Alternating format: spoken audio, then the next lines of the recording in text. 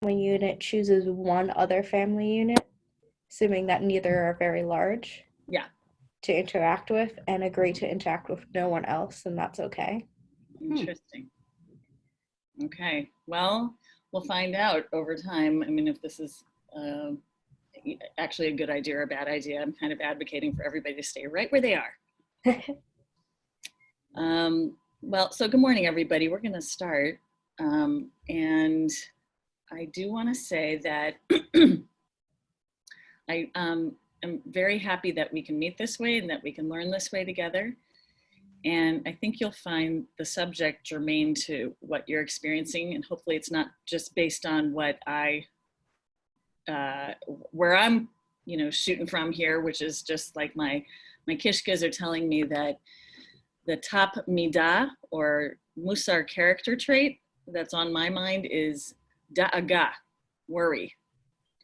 And you may be completely worry-free. I don't know. Some people actually choose and decide to go through life worry-free. In fact, I remember taking a yoga class once, and we were all in tree pose, where you are standing and you find your core, and then you lift up one of your legs and place the foot of that lifted leg on your inner thigh, the other leg, or near the knee, or you just lift it up a little step, and you're supposed to stand there in tree pose, just total balance, total anchor.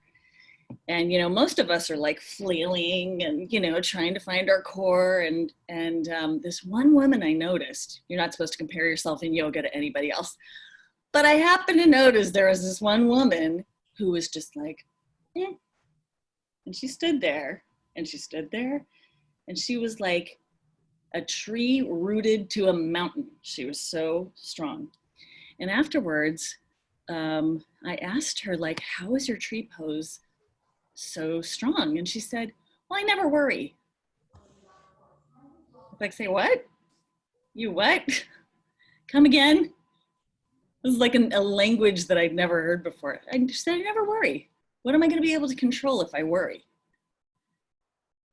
And I was like, well, that's not the point. Worrying is who I am. It's part of my essence. But not all of us can be that worry-free tree.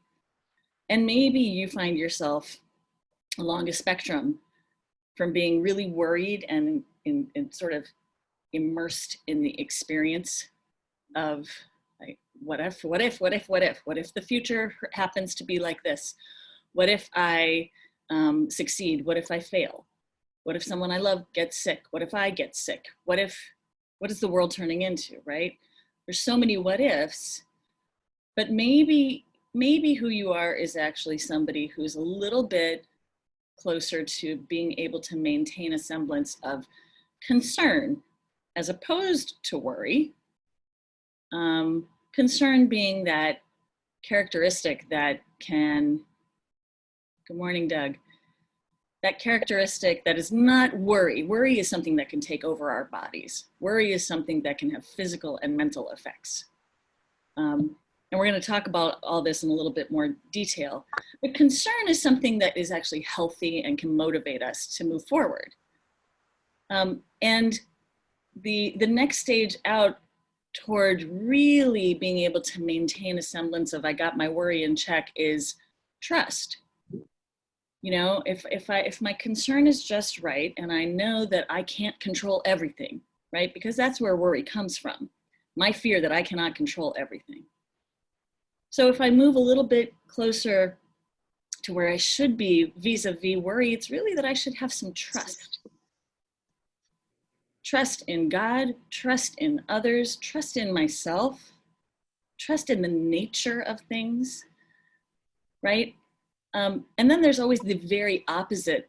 There's always a spectrum in Mussar, in the Mussar world, which was like in the 19th century, really this blossoming that was happening mostly in Poland by people who were seeking to like root themselves in character traits that would be something they could meditate upon regularly.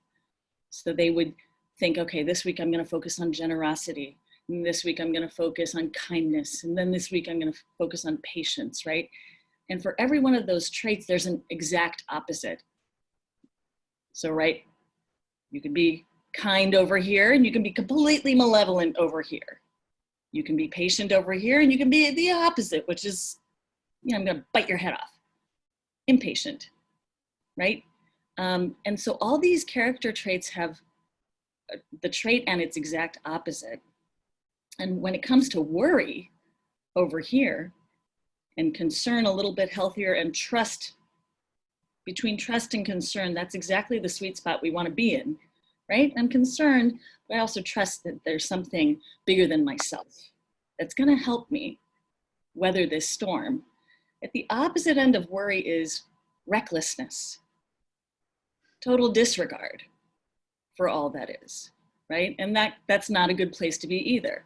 So the goal of Mussar is to say, let's name those traits. Let's name those values that anchor us as Jews, and we're going to anchor them in Jewish text and thought, and we're going to ruminate on them and make this a practice that we can cultivate over every single week, from either Shabbat to Shabbat, or in our case, Sunday to Sunday, right? And hopefully what happens is a real blossoming of these character traits, and we know what to do when that worry, you know, snatches our sleep away from us, or gives us like digestive problems, right? Or floods our bodies with cortisol, you know, and makes us feel, good morning, makes us feel edgy and not ourselves. So the discussion today, and probably for the next couple of weeks at least, on these Sundays when we meet for our Finding Meaning in the Moment through Mussar learning opportunities, we're going to focus on this trait for a little bit and just immerse ourselves in it, because that's the only way that we can really swim around in how do I deal with something. Typically, Mussar groups will study for an entire month together, and I belong to a cohort through the Mussar Institute, TMI, which I love. I love that it's TMI because you do talk a lot about your information, you know, you share. So it is a little bit too much information sometimes, but that's not where we're going with this class. We're going to a place where we can really work on these midot, these character traits together. And hopefully it's really germane to the moment so that we can help ourselves and each other find meaning. So perfectly in time, that's my introduction. I'm so happy that you're all here this morning.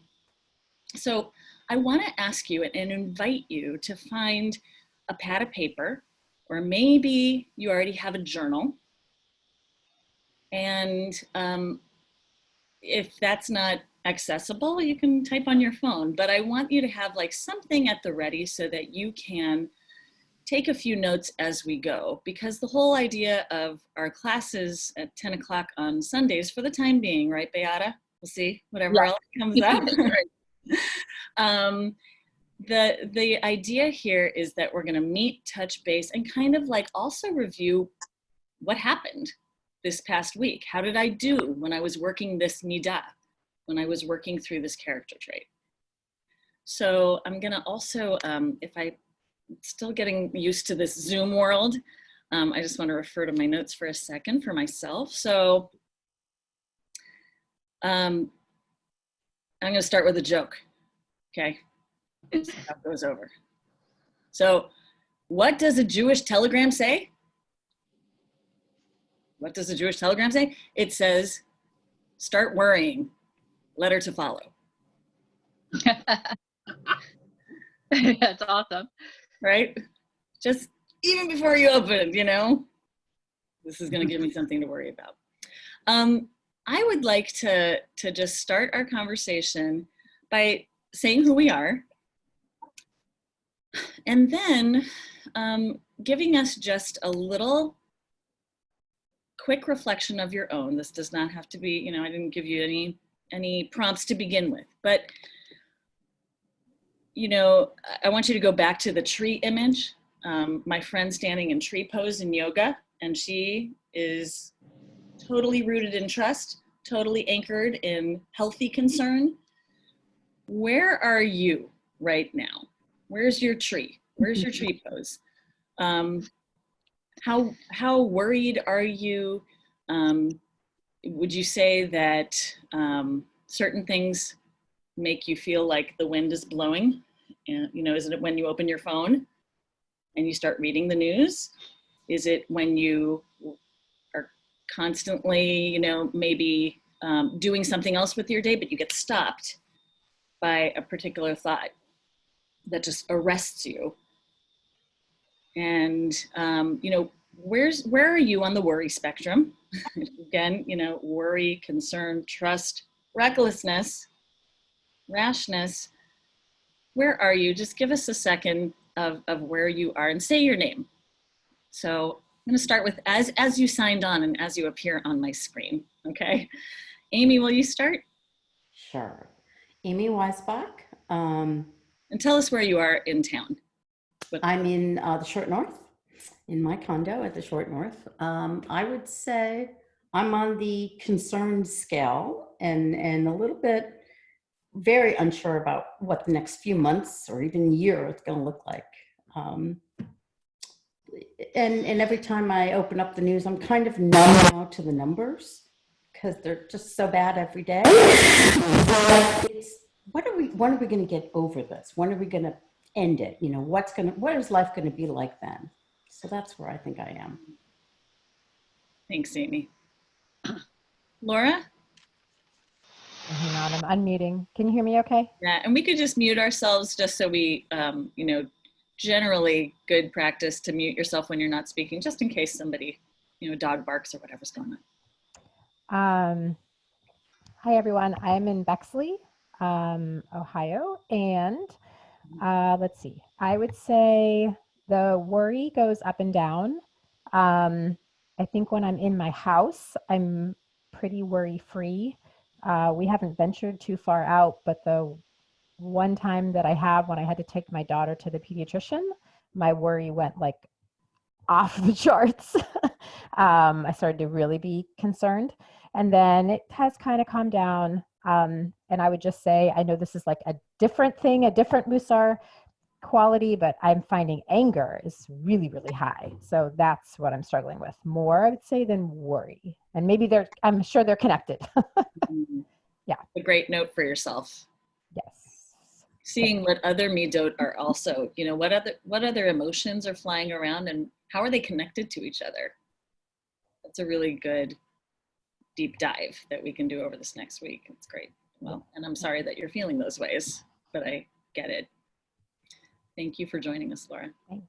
Colleen? Hi, Colleen. You can unmute yourself. Yeah.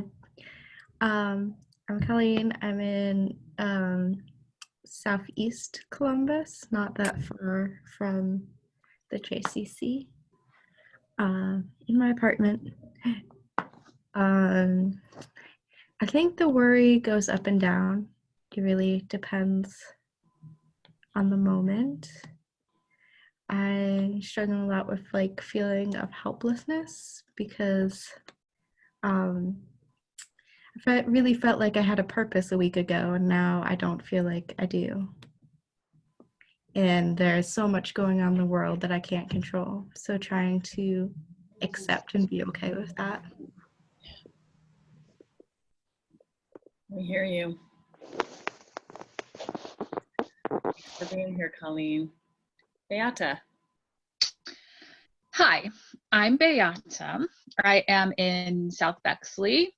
I would say I struggle with this midah, with this characteristic of worry, even in the best of times. This is something that is always a challenge for me to not worry. So this has definitely heightened my sense of worry. I kind of wake up every day and have a feeling of dread. And then I'm also a person who likes to really research and read and know everything that's going on. So that either escalates or de-escalates my worry. I'll read things that are very alarming and then I'm compelled to read more and then I'll read something that makes me feel better. So I would say my worry is pretty high, like some highs and lows, peaks, dips and peaks throughout the day. Join. Let me see. Yeah, it worked. Thank you very Thank much, you. Beata. Good morning, Bob. Okay, can you hear me? Yes. Okay. I'm Bob Kiden, and we live out in the Gahanna, Black Lake area. And I have great concern for the country and for my family. I'm a financial advisor, and so I would say when in relation to the financial world, my worry is off the charts, and I'm just trying to make sense when there's no sense to be made or no answers. That escalates my worry way off the charts. Yeah. I understand. Thank you, Bob. Glad you're here. Doug, good morning. Hi, guys. Corollary to you, Rabbi Morris, a pessimist says things cannot get any worse. An optimist says, oh, yes, they can. But I have a different outlook than the previous spokespeople. As many of you know, I'm a physician. I spent half my career as an emergency physician, half my career as a family doctor, and I was also the medical director for the for a committee for planning for emergency care and emergency disasters. And I have a strong fundamental belief as a physician that we're going to get through this. The curve is going to go up because of the testing, and then over a relatively short period of time, and short 6 to 8 weeks, we're going to peak, and we're going to find a solution to this problem. So as a physician, I feel very confident that the doctors online, primary care providers, of course, as well as the scientists doing their proficient research, we're going to get through this. And I'm very confident. Again, as a physician, I've seen the worst of illnesses. I've seen the worst in people's attitudes when hope was very dismal.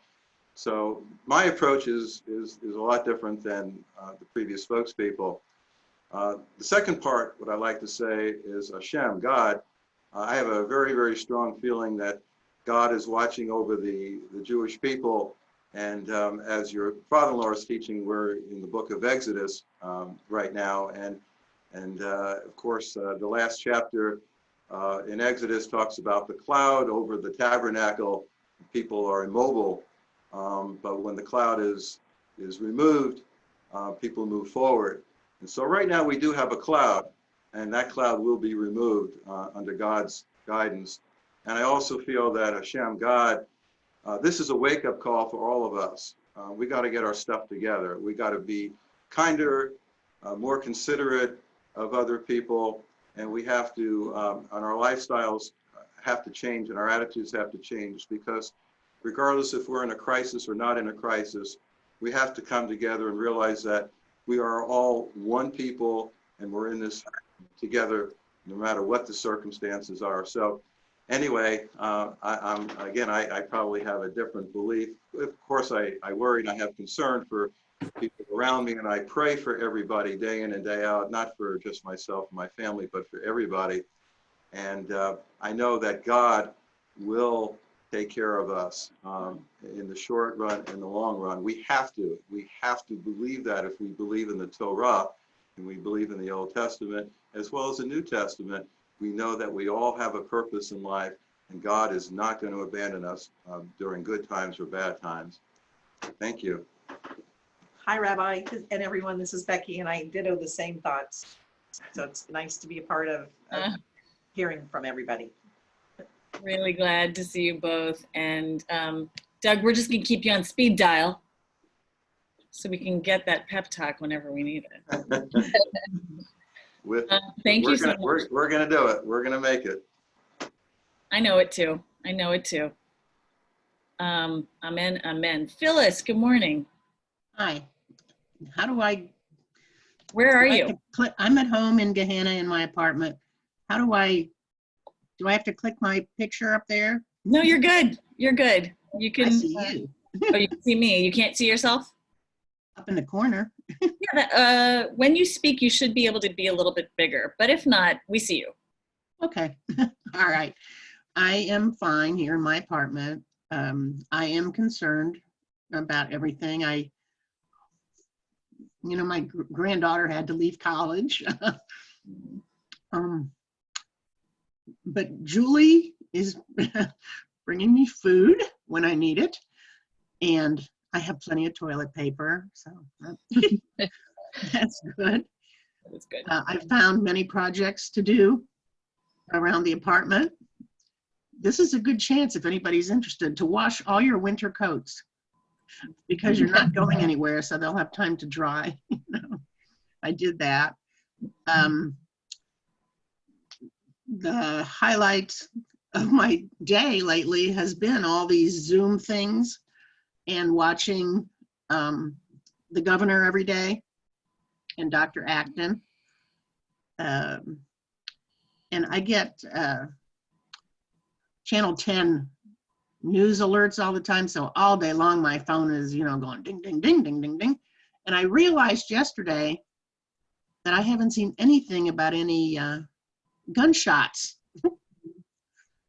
All I'm seeing is the virus, and I think I saw one auto accident. So that stuck in my head. And I thank this group and all the other things that I've been watching for the opportunity to see other people and to learn. And we'll just keep on plugging away. We will, Philip. Thank you. I'm so happy that you're here with us. Thanks.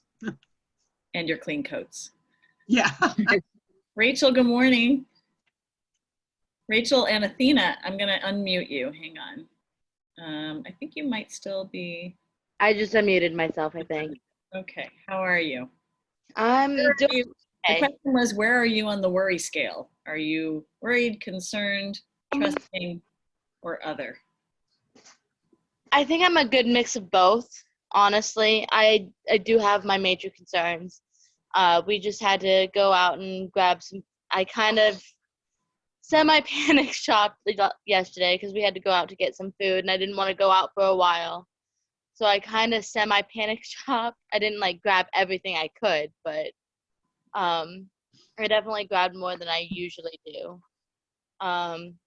Being out because we had to go to 3 different stores to find just ground beef alone. Being out in those stores kind of gave me a little bit of a panic attack because I was surrounded by so many people and you don't know who's sick, who's not sick, who's carrying and not showing symptoms. And that was kind of a big anxiety for me. Other than that, when I'm home, I'm usually okay. The only place we really go outside of emergency store runs is to my parents' house to visit because we're trying to keep things as normal as possible for Miles. Today, because he did so well at the store, we kind of built a little tent, a little sukkah in the family room. Good job. Actually, that was all my husband. He was the constructor on this one. Awesome. But our biggest thing is trying to, my biggest thing is trying to keep my kids entertained while we're home. Miles, my oldest, is, Miles, some of you guys probably don't. He's really anxious to go back to school and see his friends.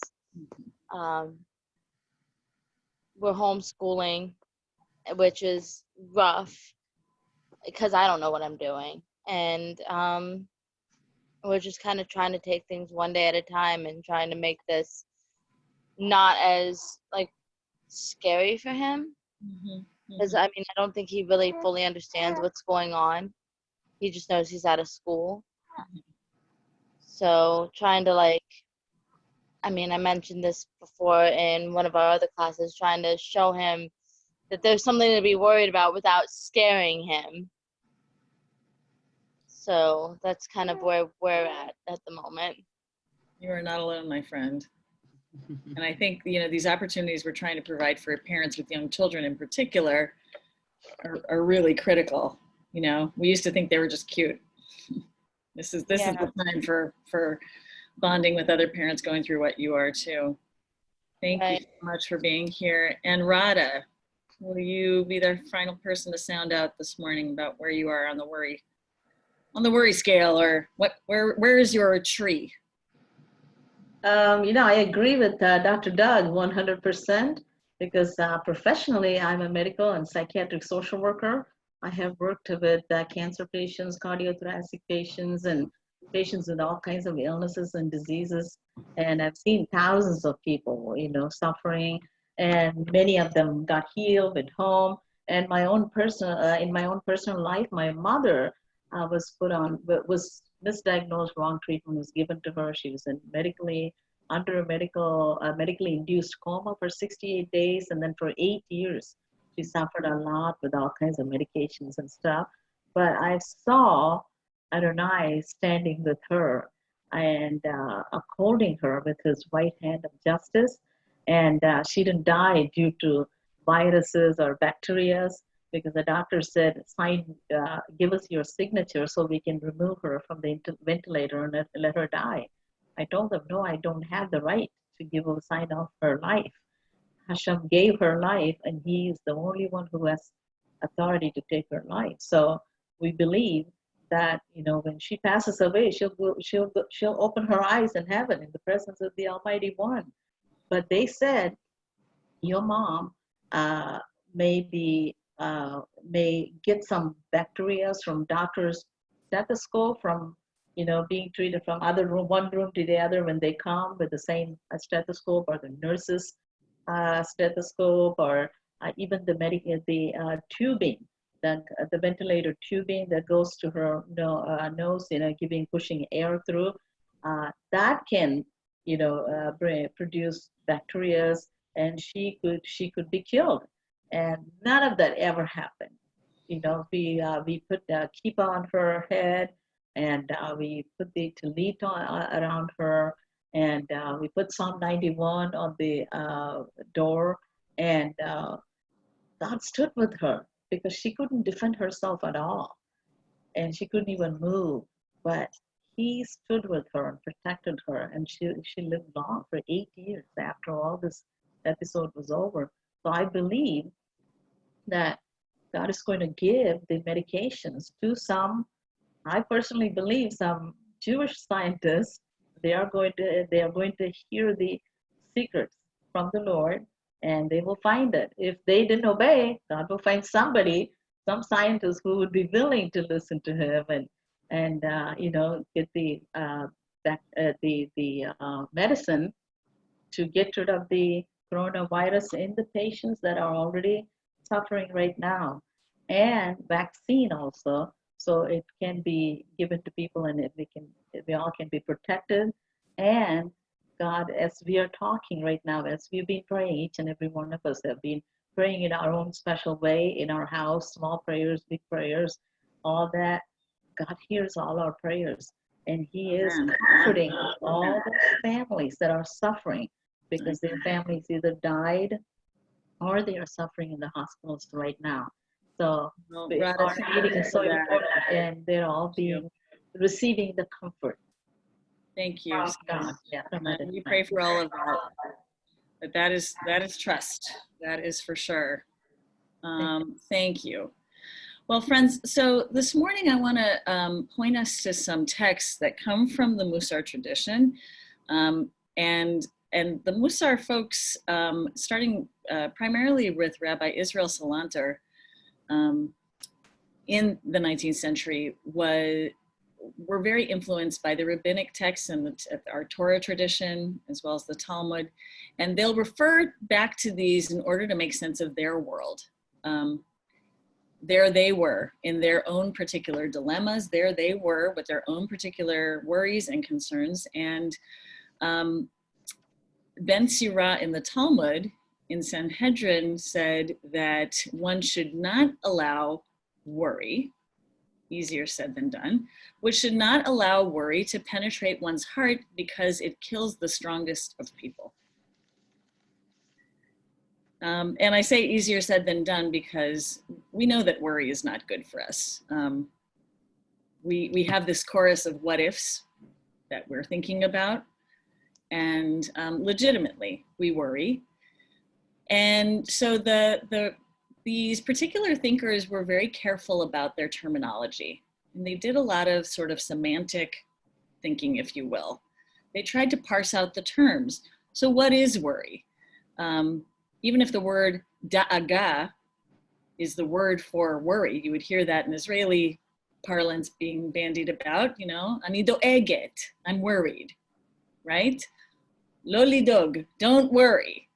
But Rashi, the medieval commentator, said, actually the word that he uses for worry is pachad. Pachad is fear.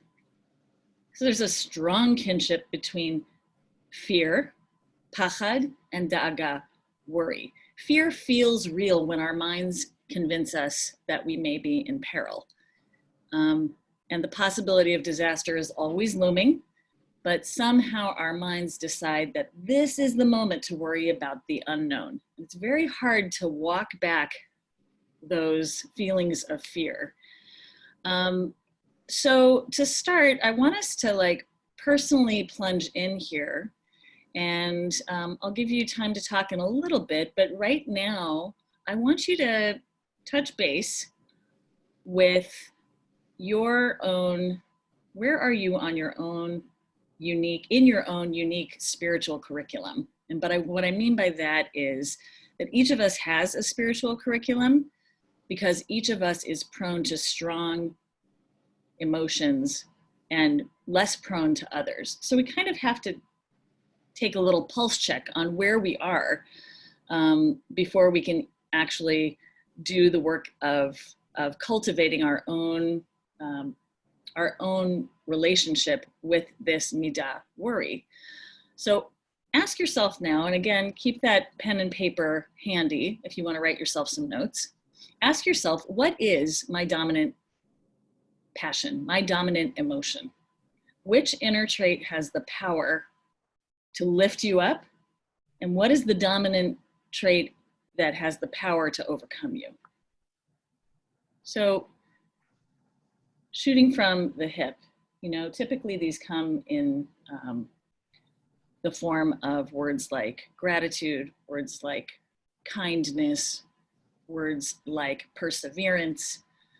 So what are your dominant inner traits? What are the ones that lift you up, and what are the ones that that overcome you? Take just a second to write that out right now.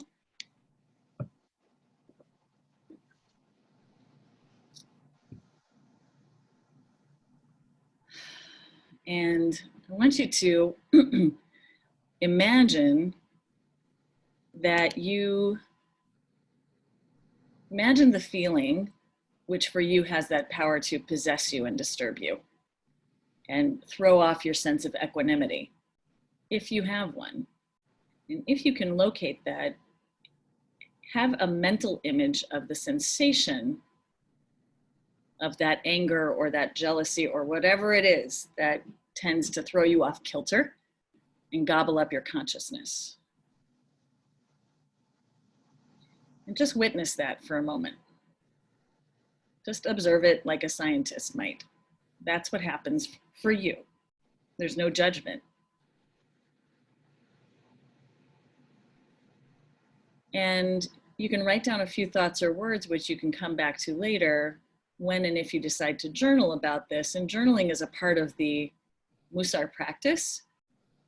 And we'll have a few other modalities that we can enter into to really come to fully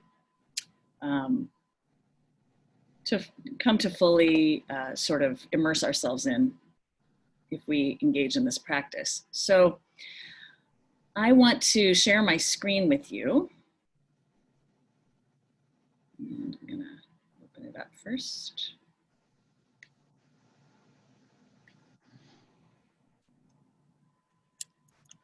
There we go. All right, getting good at this.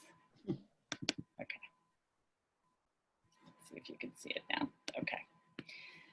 So the person I'd like us to study today is a 16th century Mussar rabbi who called himself Orchot Tzadikim.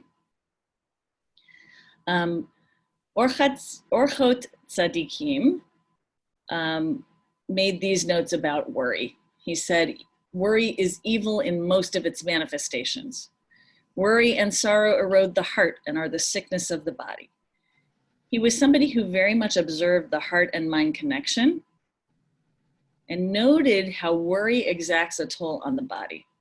So we know these things to be true, maybe even in our own experience right now, that we can experience exhaustion, high blood pressure, insomnia.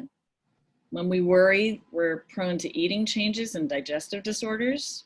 The sympathetic nervous system is stressed by too much cortisol being dumped into our bloodstream. And we can have the fight, flight, or freeze responses.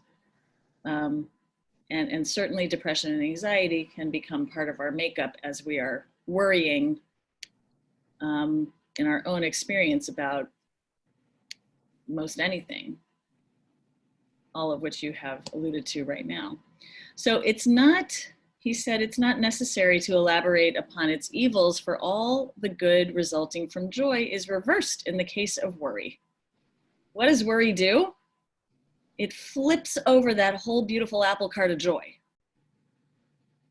And all the apples are running amok, and we become sort of consumed if we allow ourselves to go to this far end of the spectrum and worry. So for the most part, the Orchot Tzadikim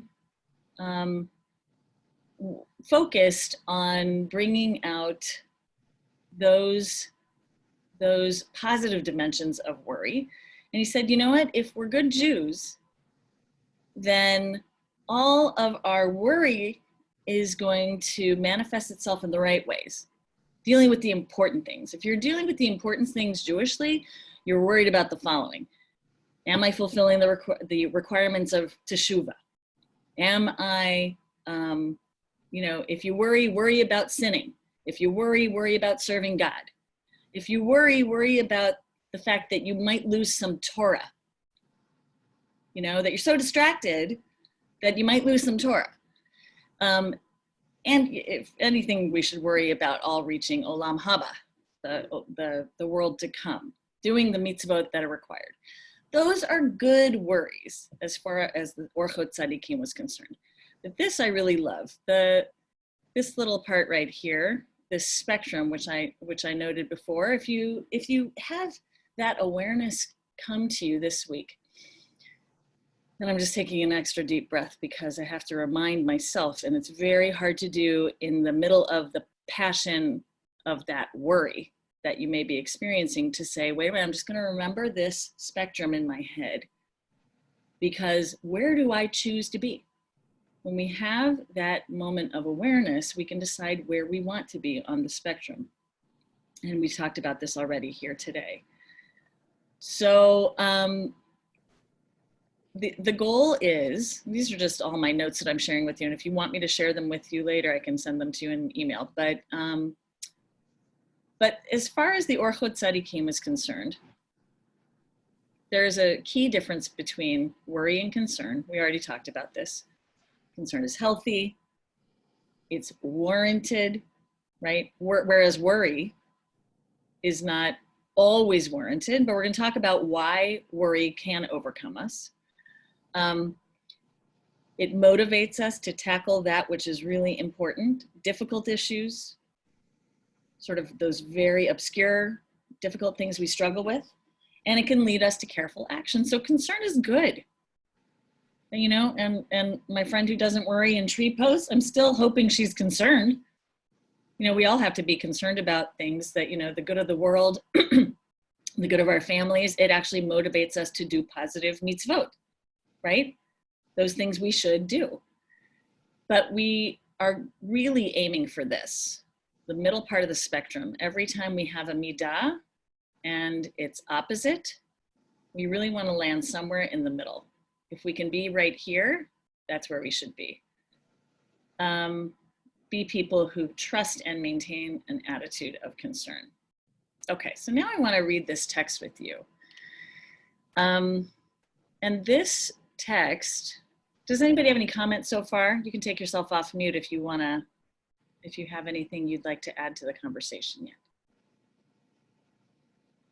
So there's a little Hebrew exercise here, and I don't have the Hebrew, I have it in front of me here, but I wasn't able to, I don't have a Hebrew keyboard on my laptop, but I'll have to take care of that, won't I? Okay, we'll take care of that later. So this is the typical sort of way that our rabbinic commentators think, and certainly how Mussar also has adapted itself to think, that you have a core primary text, in this case from the book of Proverbs. And I can read you how it sounds in Hebrew, and it's actually important for this moment. So the Hebrew from the book of Proverbs says, De'aga belev ish yashchena. De'aga, worry, belev ish, is in a person's heart. Yashchena, it weighs it down. So there comes a rabbinic debate, excuse me, a Talmudic debate between Rav Ami and Rav Asi. And they get stuck on this word yashchena. And they start playing with the Hebrew because they're trying to make sense of what is this, what does it mean that worry can be in a person's heart? And the lev, the heart, is very much associated with worry, because why? What happens to you when you start worrying? Where do you feel it? You start feeling the thump, the thump, the thump, and your blood pressure may go up. And suddenly it goes very quickly from mind to body. There's a very strong mind-body connection when it comes to worry. So one of them said, let's look at this through that word yashchena. It weighs it down. If you worry, it weighs your heart down. So one said, actually what they meant in the book of Proverbs was yasichena milibo. Yasichena related to the word to turn one's mind away. So the imperative here is that you should remove any worry from your heart. And when you worry, just turn your mind away to more pleasant matters. How many of us grew up with that? I'm just curious, because I'm pretty sure that I heard that in my family growing up. Think about happier things. And my very favorite example of that, I saw Becky's hand. My very favorite example is in Annie Hall. You guys see Annie Hall? And little Albie Singer is worried, and he's in his psychiatrist's office, and he says, with his mother sitting right next to him, and the psychiatrist says to him, tell me, Albie, what is it you worry about? And he has these big, thick glasses and big crop of red hair, and he says, the universe is expanding. And his mother turns to him and she says, what does that matter that the universe is expanding? What business is that of yours?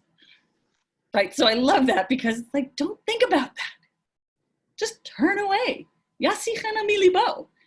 Just have your heart turn in a different direction, right? Now that is a good tactic.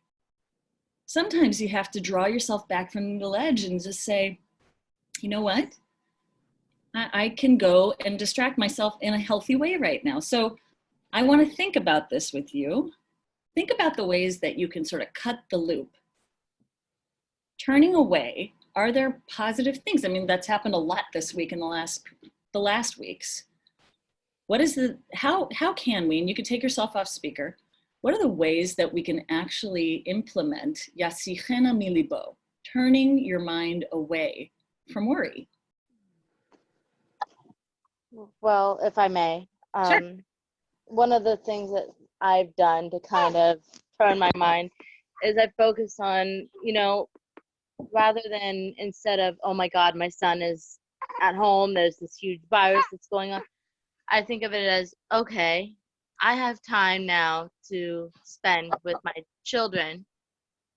I have all day with them to kind of do what I want with them and make this kind of an enjoyable moment. My husband is currently not laid off, but he's kind of like off for 2 weeks with pay. So, you know, we're worried about money, but we are getting paid, probably not as much as he would be if he were working. But we have time together as a family. And that's kind of what I try to focus on is, you know, they're home, they're safe. We're all here, we're all together. Let's try to make this as memorable as we can and try to not focus on what's going on in the world, but try to kind of come together as a unit. I like that. I sort of love the idea of and I haven't thought about it this way, Rachel, until something you said just made me think. This is actually an opportunity to create new memories, right? So it's not being irresponsible to turn away from everything, you know, because under most circumstances when we worry, the world is still going on very much as it was. So you could argue that turning away in that moment is not necessarily the responsible thing to do. But at this moment, I just want to acknowledge that turning away and creating something anew is a really, you know, undeniably good thing to do. Anybody else? Can you think of ways that turning your mind away has allowed you to create new opportunities, and not just in terms of not worrying, but just maybe in terms of your lifestyle? How about just these sessions? I mean, just the fact that we've gone virtual, it's given us all a new opportunity to engage with each other and possibly with you. You know, like I wouldn't necessarily have done Mussar if it was a normal Sunday, but I want an opportunity to see everybody and to think about things new and differently. So I think just these kinds of things. So I have, for me, one of the goals of Mussar is to connect like what you know in your mind to your heart. And so intellectually, you know you shouldn't worry, it's bringing you down, it's preventing you from feeling joy and all these sorts of things.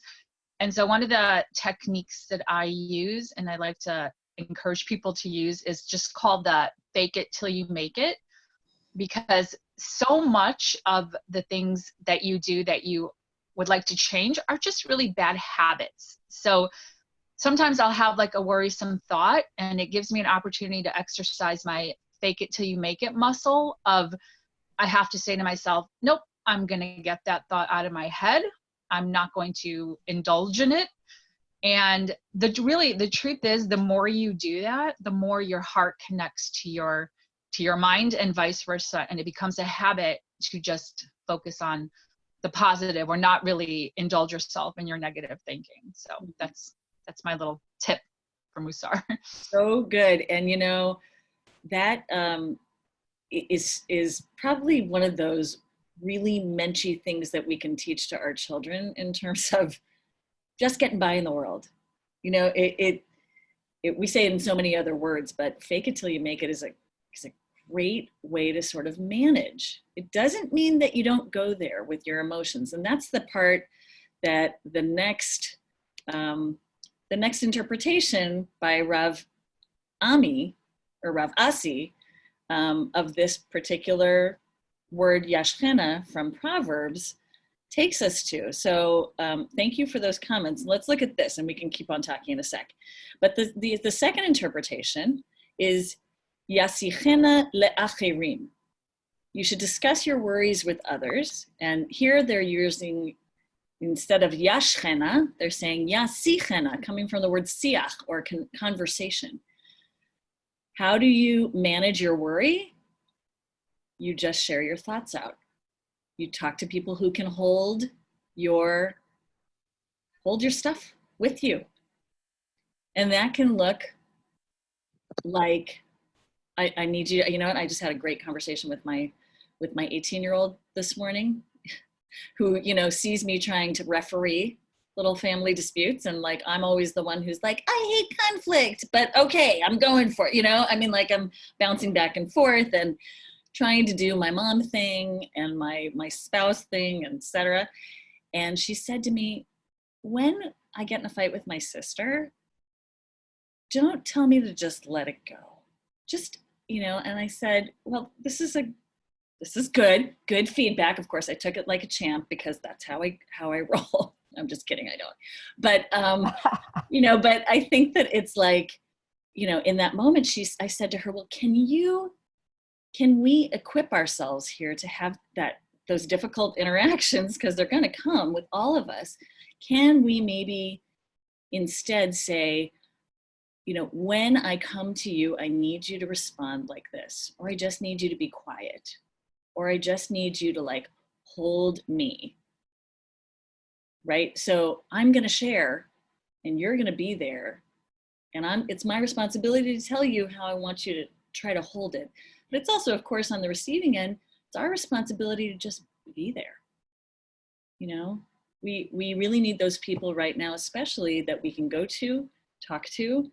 I hope you know that I'm one of those people for you. And I hope that, you know, you'll be my sounding board also. We really need that. It's a way of not weighing down our hearts with worry. And this is what the Proverbs getting at. So you can decide whether you're a person who'd rather cut the loop or talk it out. What are the benefits? What's your tendency? Is it productive? You know, really the question here is, what serves you? What serves us? In calmer times, you know, I have known many people who hold on to stuff, and it consumes them. It just consumes them. And my question for them, like my rabbinic question, is always, is this serving you? I want you to do whatever you need to do for you. I just need it to serve you. And we have to ask ourselves that question too. Is this actually serving me? So we can either cut the loop or we can talk it out. We have to decide which one serves us better. So the ultimate goal in our Midah work, our Mussar work on worry, is finding menuchat hanefesh. Lanuach means to rest. And on Shabbat, we talk about, and I really want to have you think about Shabbat for a second. In its ideal form, Shabbat in its ideal form is about menucha v'simcha. It's about rest and joy. And our Mussar teachers are very, very focused on our being able to have and acquire and cultivate menuchat hanefesh, this sense of menucha, rest in hanefesh, our soul, but like our soul body.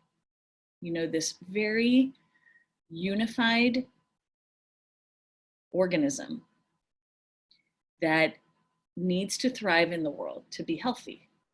So we need peace. And if that's our goal, we have to short circuit our worry by cultivating our spiritual practice, menuchat hanefesh, calming the soul. So what recipe speaks to you? I don't know. Meditation? Is it prayer? Is it tackling the root causes? And I want to spend a minute just now talking about the root causes of worry. And two are posited here for you to think about. And these I've really been thinking about a lot over the last few days. And I understand it's 10:55, so if you feel like you have to jump off the call, just give us a little and we'll wish you adieu and health and no worries whatsoever. But please take the time that you need. I think we're going to go on for like another 10 minutes or so. So I've been thinking a lot about how our imaginations sometimes get the better of us and cause a little spark to our worry. So I was inspired to think of, it was just my imagination running away from me, right? Isn't that Smokey Robinson? I'm pretty sure that was him in The Miracles. Okay. Sweetest voice ever, right? But you know, it runs away from us. And when I'm at my best, I'm also holding on to this. And my graphic, I'll find it for you for next time. If you can imagine a mountain lake and the water is completely still. And let's see if I can find it for you really quick. I'm just going to do this right here, right now.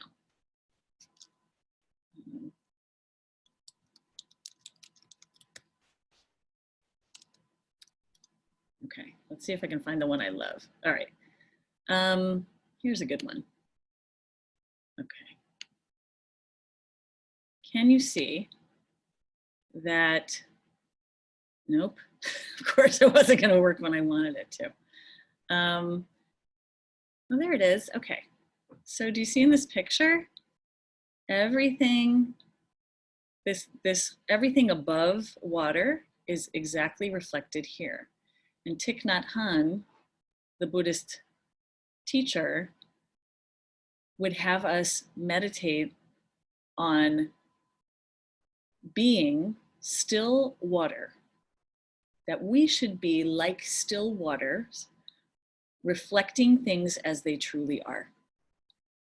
This is the words that he uses. We should be like still water, reflecting things as they truly are. What does that mean? That means this is what is. Saying to ourselves, this is the circumstance. Not having our imaginations run away from us, but seeing things as they truly are. Now, for me, that has a lot of meaning because it helps pull me back to reality. Back down on earth, this is just what is. But in the flight and fantasy of my imagination, when I wake up in the, those moments, all moments of the night, worried, it's hard to stop that voice. But if I can just bring myself back to my breath, what I do have is this breath. That's what is. What I do have is this setting, this calm, sheltering home that I'm in. So be still water, reflecting things as they truly are.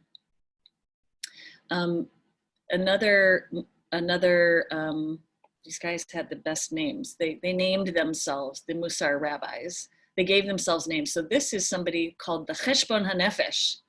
Such a great name. He named himself after that process that we do on Yom Kippur of literally getting a cheshbon, like a slate, cleaning our slate. Cheshbon is like a bill or a slate that everything's written on. In fact, you'll say to the meltzar or the meltzarit at a restaurant in Israel, you'll say to the wait staff, cheshbon bevakasha, give me my bill. But this, the cheshbon hanefesh, is we're doing an accounting of the soul, like we do on Yom Kippur. So I wonder if somebody can read this for us, because he's talking here about what happens to us when we let our imaginations get the better of us. Would somebody volunteer to read? I will. Colleen, will you do that? Oh, I'll have you read next, my Okay. friend Laura. Thank you. So where it says there are people. There are people. There are people who become unsettled by their fears at night. An animal bumping into a wall becomes an earthquake. Jumping cats become thieves, and a pole standing straight up is transformed into a winged devil. A person like this is terrified and short of breath. Their heart pounds. Sometimes they faint out of fear. The remedy is to condition oneself, to approach whatever has disturbed them, to touch and feel it before their imagination has the time to enshroud it in an illusion. Other people lose their mental balance when they are overburdened, when they have to perform some kind of necessary duty. They become curt and short-tempered with their families. What is more, they become flustered and ruined whatever it was they had to do. They thus spend their time repairing the damages that they have caused and have no time to accomplish what they are supposed to do. Their cure, they have to condition themselves to act patiently. Sorry, I can't. Oh, can you not see it? And calmly as they reinforce the trait of order, seder, and other similar traits. Okay, great. Thank you, Colleen. Does anything here resonate for you? Anything he's talking about? Anybody have these, you know, that's not a cat. That couldn't possibly be a cat that I heard. It has to be something, somebody's trying to kill me, right? Somebody's trying to rob my house.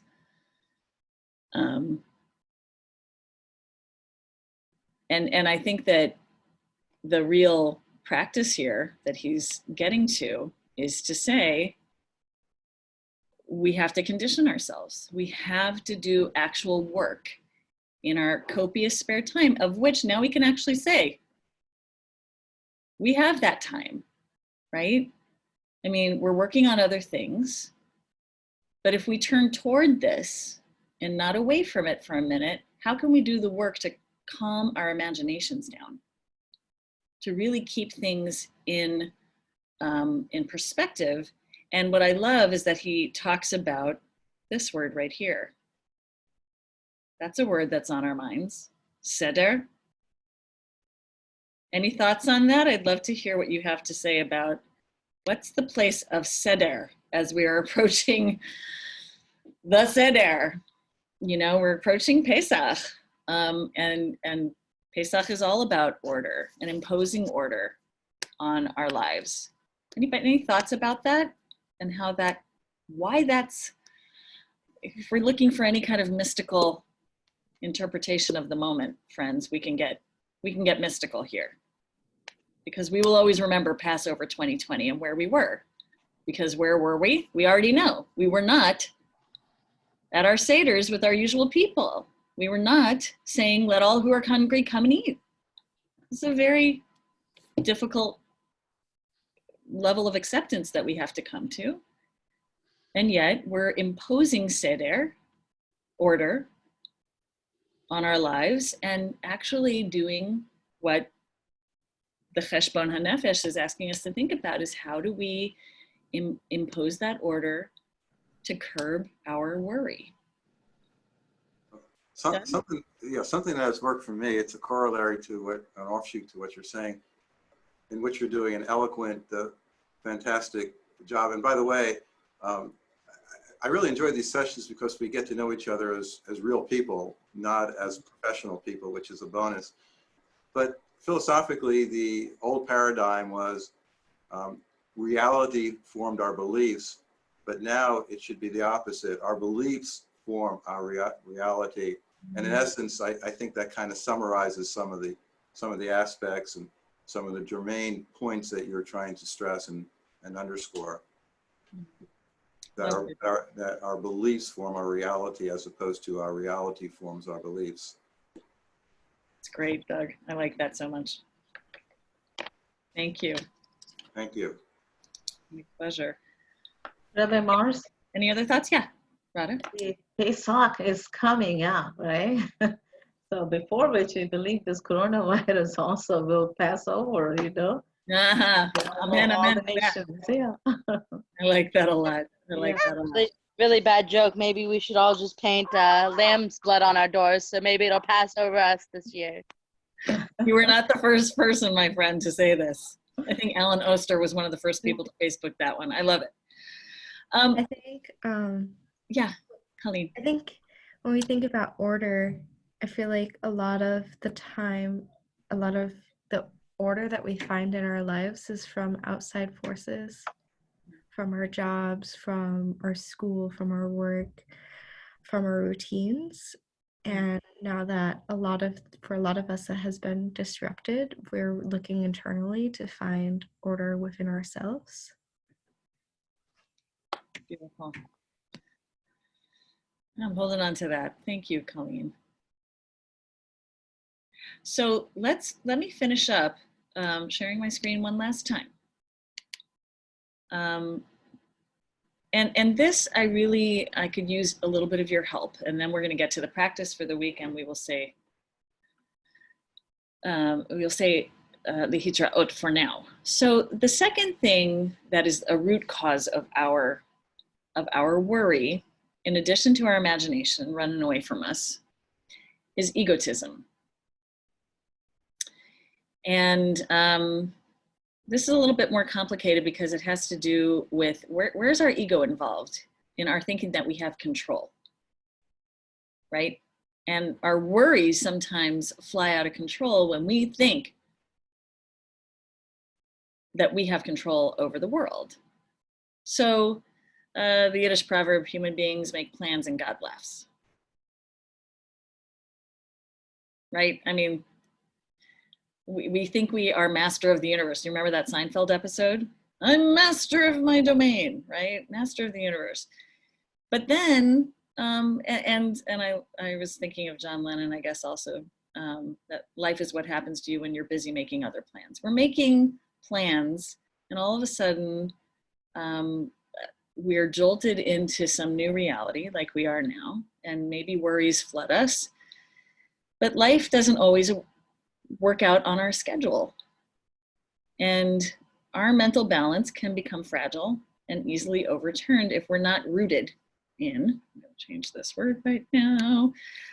So how do we develop then, cultivate out our traits of patience, savlanut, order, seder, and humility, anava. These are going to be all traits that we're going to explore in the coming weeks.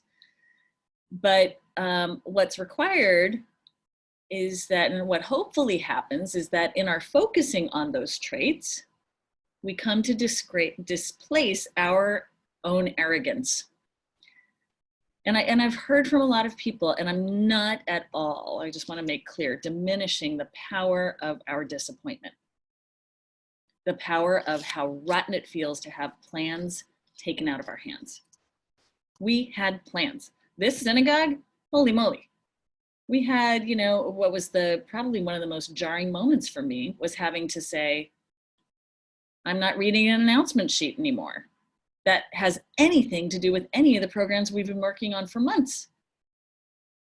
No announcements? What happens there? But I had plans. What are you telling me? So I had to set aside my ego and my disappointment for that and make room for a little equanimity. My menuchat hanefesh is at stake, and so is yours. If I were to clutch on to these hopes and dreams that I had, I might be actually doing it at my own peril or yours, right? And it's taken, you've seen how people are not wanting to let go of those spring break plans, are not wanting to let go of those wedding plans, are not wanting to let go of those lesson plans. Really, this is what we're having to do. We had family vacations. We had all kinds of things in mind. Kids were coming home from, kids who were hoping to go on spring break were packing up their dorm rooms and coming back home to live for an indeterminate amount of time. So if we insist on being in charge, then we will suffer and our worries will mount. But this is where we come to the practice of the week. And I think that's a very complicated thing. And I really am not trying to diminish it by going so fast over it. I want us to focus right here on how can we explore this for the week to come. So I want to give you 3 modalities by which in Mussar practice, we can focus and cultivate this particular midah. So one is to meditate, and you can use one or more of these modalities. Okay, I was saying goodbye to Miles. We can meditate on one of the following verses to anchor or direct you. So this is called an accounting of the soul, a cheshbon hanefesh. So in Cheshbon HaNefesh practice, you can focus on one or more of these verses. And so when you find yourself either feeling in the moment overwhelmed by worry, to bring yourself to, you can even turn it into a song if you want. If worry is in a person's heart, it weighs it down. Sometimes it becomes a mantra. Return my soul nefesh to my rest menucha, for God provides support for me, right? And you literally, I've done this before, where I take a pasuk, a verse, and I turn it into a walking meditation song. The next time I get outside, I'm going to take a walk, and I'm going to turn this little verse into a song and lift it up and root myself in that midah. Does that make sense? The other thing that you can do is do this Cheshbon HaNefesh journaling. So the first is meditation. The second is journaling, being aware of what upsets your equanimity this week and writing it down, and dividing your introspection into 3 foci, or you can just do one of them. My relationship with others vis-a-vis worry, my relationship with God vis-a-vis worry, my relationship with myself vis-a-vis this midah, worry. How much is my worry helping? Is it serving me? How much is my concern? Where's my trust? Am I feeling reckless? Where am I with this? Writing it down. It can come out in the form of a doodle, just writing it down, capturing it. And actually the folks who, I posted on Facebook a really great article from a woman who worked with NASA, and she did that experiment in 2013, I think it was, a recreation. She was in Mauna Loa, Hawaii, but she and some NASA folks were experimenting with what life on Mars would be like. So they isolated themselves. You should read this article, it's really good. And she said one of the things we should be doing, so taking from her experience, she said one of the things we can do in self-isolation is to journal. It can be very helpful in terms of recognizing where we are and then turning back to it and saying, that's where I was, what have I learned? You all have been talking about that. What good can come of this? Let's see how we struggle with it on paper and in meditation. And finally, a weekly practice is just to be very aware at all times that we can. Again, pulling ourselves out of the moment is very difficult, but to ask ourselves, what is sparking worry? And developing that inner distancing, that either, turning away from or venting out loud to people. How can I put this actually into a spiritual practice form this week? Seeing if our imagination or our ego or our impatience are getting in our way, and becoming stronger observers of our own inner weather, including the storms. Just really, this Mussar practice is about being kind of an anthropologist on Mars, as Temple Grandin, I think it was. No, was that Sachs? Walter Sachs, the psychologist, had a book called An Anthropologist on Mars. So how can we look at this strange new planet that we have arrived in and take some notes about how we cultivate an aura of acceptance, an aura of humility, and of ultimately menuchat nefesh, really allowing ourselves to just breathe and be present and really cultivate some calm. That is my bracha for you, friends. That's my blessing. Any final thoughts, like a quick word before we sign off and I let you do the rest of your day? I just wanted to say thank you for this. I know I missed yesterday, the touch spot, but since my dad showed me this has been really nice. It's been nice to have some kind of, even if it's a virtual normalcy, some kind of normalcy where I feel like I'm still doing and going about my everyday life and what I would normally do, even if it's a little differently. It's so good. I'm really glad to hear that. Thank you, Rachel. No. I just want to thank you for your great heart of love and compassion for all of us, and your time to just be with us, charge us up to be strong, be encouraged, and be in the presence of God. Everything will work out. Thank you. Thank you all. Thank you.